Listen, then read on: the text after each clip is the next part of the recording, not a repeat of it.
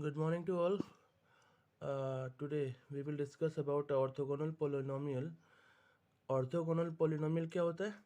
To दो polynomial orthogonal तब कहे जाते हैं जब x के डिफरेंट वैल्यूज़ के लिए हम उनको कैलकुलेट करें, उनकी वैल्यूज़ को p1x और p2x को, दो पोलिनोमियल्स हैं और उनको मल्टीप्लाई कर दिया जाए, p1x और p2x के डिफरेंट वैल्यूज़ को मल्टीप्लाई किया जाए with the same value of x और उनके सारे x की वैल्यूज़ के लिए उनका टोटल सम ले लीजिए, यानी p1x और p2x मल्टीप्लाई करिए और उनको पूरे x की वैल्यूज़ पर सम कर दीजिए, तो उसको ऑर्थोगोनल पॉलिनोमियल कहते हैं। कब? जब इसका टोटल क्या आएगा? 0 आएगा। सम को स्पेसिफाइड वैल्यू ऑफ x के लिए डिफाइन किया गया है। If x is continuous variable तो हमको यहाँ पर इंटीग्रेशन करना पड़ेगा with in the given range a से b तक के लिए हम आपको इंटीग्रेट करना पड़ेगा p1x p2x dx equal to 0। अब इसका एक एग्जांपल लेंगे। p1x एक हमने एक p0 लिया है 1, p1x x minus 4, p2x x square minus p 8x plus 12, ये 8x है, ये 8x है और p3x है x की power 3 minus 12x square plus 41x minus 36। इसको हमको वेरीफाई करना है x की रेंज के साथ। वो x की वैल्यू जो दी गई है वो 1 2 3 4 5 6 7 है।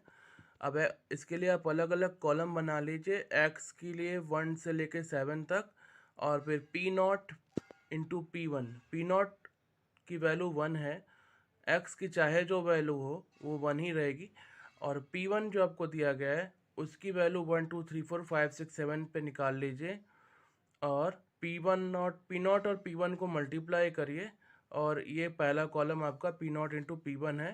x equal to 1, x equal to 2, x equal to 3 के लिए 7 तक के लिए निकाला गया और इसका टोटल करेंगे 0 आएगा।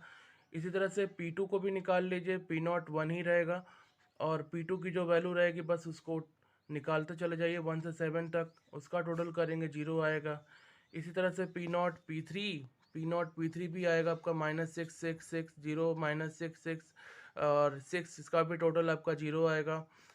p1 p2 का भी सम 0 आएगा और p1 p3 p2 p3 इतने कॉम्बिनेशंस बन रहे हैं इसमें, इनका सम टोटल 0 आ रहा है। तो इसका मतलब कि p0 p1 p2 p3 ये सब म्यूचुअली क्या है? ऑर्थोगोनल है, यानी p0 p1 p0 p2 p0 p3, इसके बाद p1 p2 p2 p1 p3 और ऑर्थोगोनल है।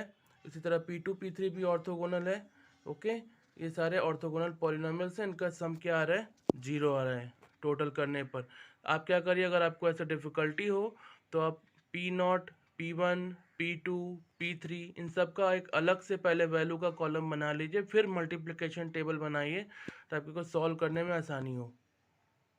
नेक्स्ट है फिटिंग ऑफ ऑर्थोगोनल पॉलिनोमियल्स।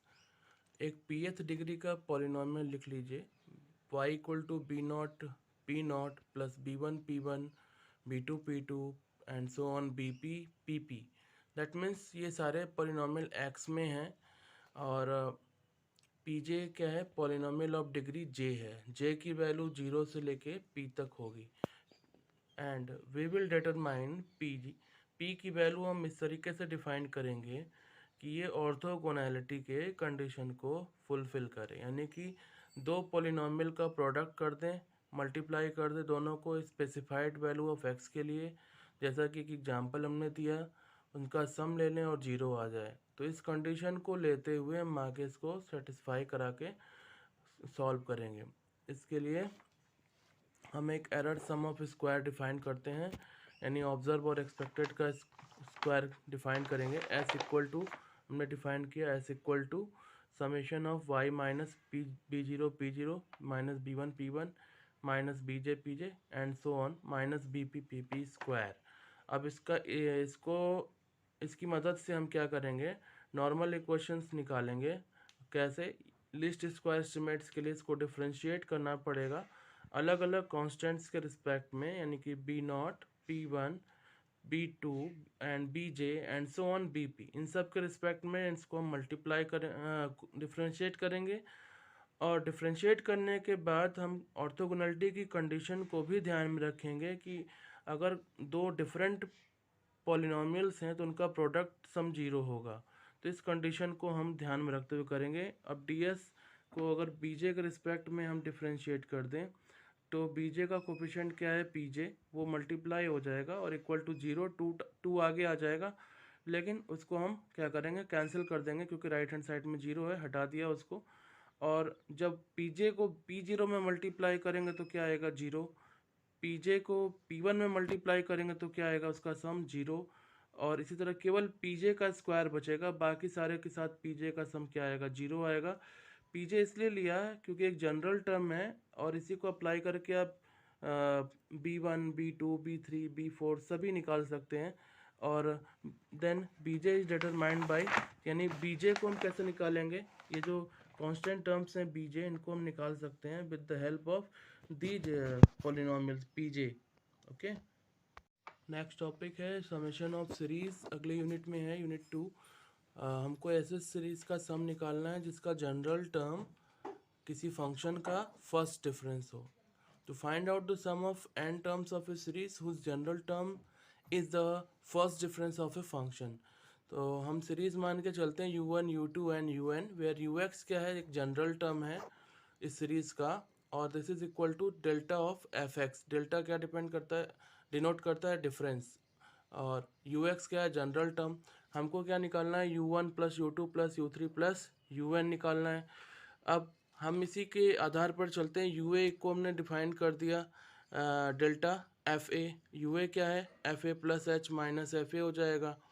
ए एक पर्टिकुलर पॉइंट है, स्टार्टिंग पॉइंट ले सकते हैं या कोई बीच का पॉइंट ले सकते हैं, और एच क्या है, इंटरवल ऑफ डिफरेंस है। अगर हम ए को 1 ले लें, एच को 1 ले लें, तो ये सीरीज शुरुआत से शुरू हो जाएगी, यानी u1 से शुरू हो जाएगी। तो हम u प्लस ए प्लस एच को लिखेंगे अगर इसी तरीके से जैसे हमने यू ए लिखा, F A plus H minus F ए। अब यहाँ पर एच एच इंटरवल बढ़ाते चलिए, यू ए प्लस एच क्या होगा, F A plus two H minus F A plus H हो जाएगा।